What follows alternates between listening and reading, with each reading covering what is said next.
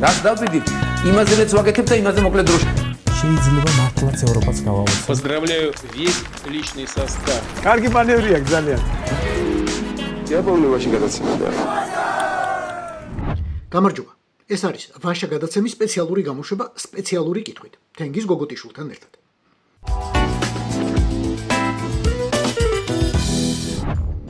მე რა თქმა უნდა ვენდობი ყველა გამოძიებას რომელიც კი საქართველოში მიდის, იმიტომ რომ ვენდობი ყველა საგამოძიებო უწყებას საქართველოში მოქმედს.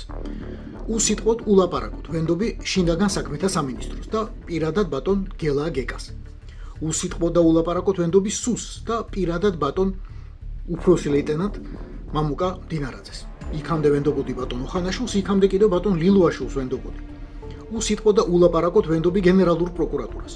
უსიტყვოდ და ულაპარაკოთ ვენდობი ფინანსთა სამინისტროს საგამოძიებო უწყებას და ნებისმიერ ზოგადად სხვა საგამოძიებო უწყებას, რომელიც კი საქართველოში მუშაობს. მაგრამ ხანდახან პროფესია მაქვს ისეთი, რომ ეს ოხერი კითხვები რაღაცა ჩნდება ხოლმე თავში.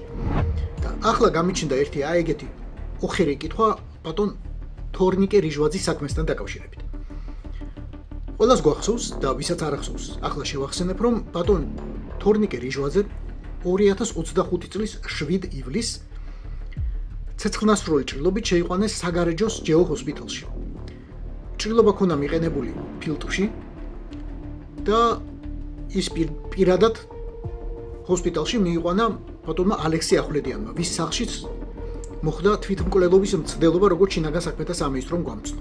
ოფიციალური ინფორმაციით, გამოძიების ოფიციალური ინფორმაციით, ბატონმა თორნიკე რიჟვაძემ აჭარის მთავრობის ყოფილმა ხელმძღვანელმა ალექსი ახვლედიანის იარაღი აიღო და დაიხალა ფილტვში. თვითმკვლელობის მიზნით. მაგრამ გადარჩა, იმიტომ რომ ალექსი ახვლედიანმა სასწრაფოდ ჩასვა მანქანაში და მიიყვანა ჰოსპიტალში. ეს გავიგეთ. ვენდობი 100%-ით, კიდევ ერთხელ ამბობ, 100%-ით ვენდობი ამ გამოძიებას, რომ ადამიანმა თვითმკვლელობა გადაწყვიტა, სადღაც წავიდა სტუმრად, ამისთვის და მაინც ფილტვში ისროლა, სხვაგან არსად ფილტვში, არც თავში, არსად ფილტვში ისროლა, ამას ვენდობი რა თქმა უნდა, თუმცა სტატისტიკა აბსოლუტურად საპირისპიროს მეტყველებს, მაგრამ ვენდობი, იმიტომ რომ ეს შინაგან საქმეთა სამინისტრომ თქვა.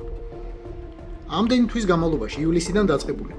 აგერ ნოემბერი მოვიდა ბატონ თორნიკე რიჟვაძის შესახებ არაფერი არ ვიცით. ვიცით რომ არა აქვს ტელეფონი, ამიტომ მისი თანაპარტიელები და ყოფილი მეგობრები და ძმაკაცები ვერ უკავშირდებიან. ესეც გავიგეთ ამისაც მჯერა. და ახლა გავარკვიეთ, აგერ შუა ნოემბერში გავარკვიეთ, რომ ბატონ თორნიკე რიჟვაძე თურქეთში მკურნალობდა და მერე წავიდა გერმანიაში. და ოღონდ მარტო კი არ წავიდა გერმანიაში, წავიდა მთელი ოჯახით, შვილებით, მეუღლით და მშობლებით. გავიგეთ ისიც, რომ მთელი წელია თურმე წლის დასაწყისიდან შვილებს ქართულ სკოლაში არ უვლიათ. ესე იგი, დიდი ხნის წასულია გერმანიაში, ან თურქეთში. რატომ წავიდა გერმანიაში? პირველი ვერსია იყო, რომ თავშესაფარი მოითხოვა, საცხოვრებლად გადავიდა, მაგრამ ამ ინფორმაციის გავრცელებიდან მეორე დღეს ბატონმა ალექსი ახვლედიანმა, მისი იარაღითაც თორნიკე რიჟვაძე მიიყენა ეს ჭრილობა, თქვა, რომ გერმანიაში თორნიკე რიჟვაძე წასულა ოპერაციის გასაკეთებლად. მეორე ოპერაციის გასაკეთებლად.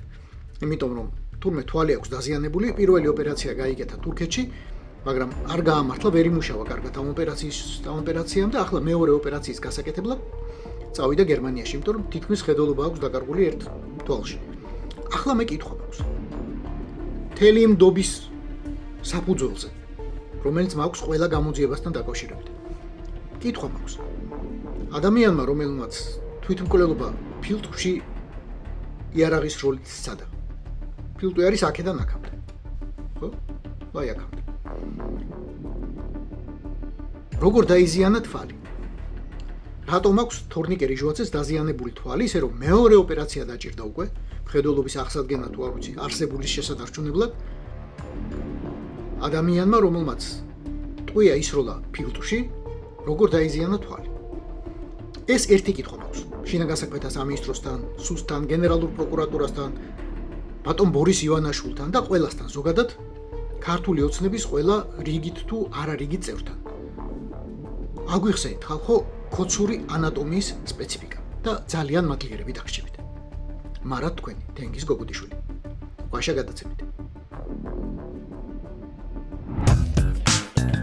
რაც დავდივით, იმაზეც ვაკეთებ და იმაზე მოკლედ დროში.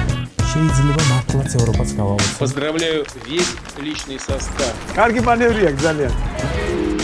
იაპონიაში გადაცემოდა.